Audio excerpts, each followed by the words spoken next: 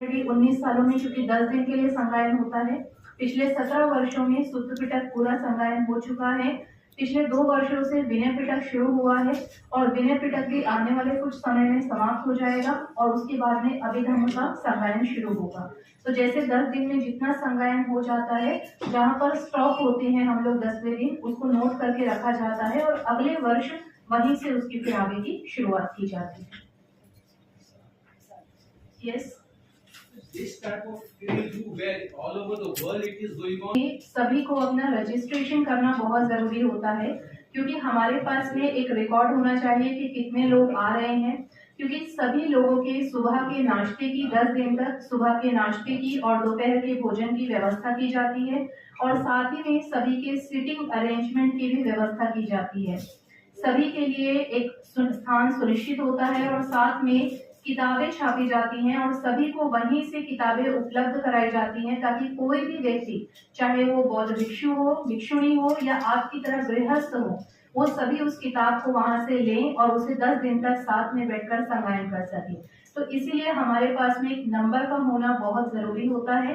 तो हर साल इसका एक रजिस्ट्रेशन होता है और रजिस्ट्रेशन के बाद ही आपका वहां पर आई कार्ड मिलता है और उस आई कार्ड से ही पता चलता है कि आप इसका एक हिस्सा बन चुके हैं।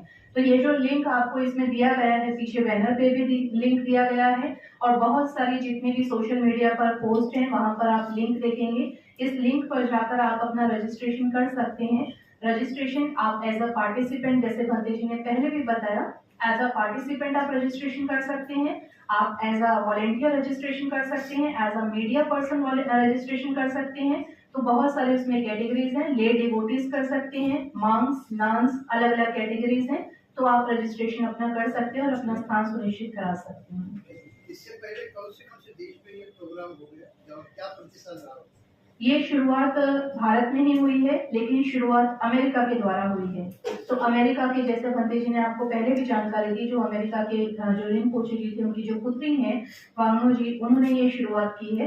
तो ये अनेक देशों में तो नहीं कहूंगी, लेकिन श्रीलंका और यूएस में हुआ है। लेकिन इस चैंटिंग का मुख्य उद्देश्य जो है वो भारत को पुनः बौद्ध में करना है। इसलिए इसका जो मूल केंद्र होता है वो भारत होता है, अन्य देश नहीं होते हैं। भारत में अनेक स्थानों पर ये हो रहा है। शुरुआत केवल बोधगया से हुई, धीरे धीरे बढ़ते बढ़ते आज नॉर्थ से साउथ, ईस्ट से वेस्ट, अनेक शहरों में इसका संगायन होता है।